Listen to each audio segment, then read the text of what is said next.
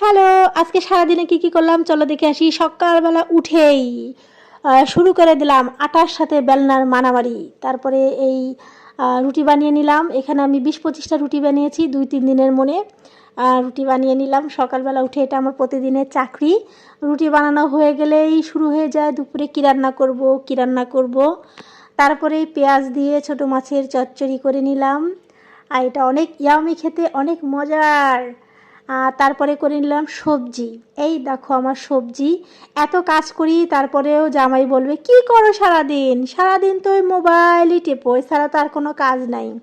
একটা মেয়ে মানুষ যে সারাদিনে কত কাজ করে সেটা একমাত্র তারাই জানে যারা কাজ করে। আর জামাইরা তো এসে দেখবে সারাদিন আমরা মোবাইলই চাপি, একটু যখনই অবসর পাই একটু মোবাইল চাপি, এটাই হয়ে যায় প্রবলেম।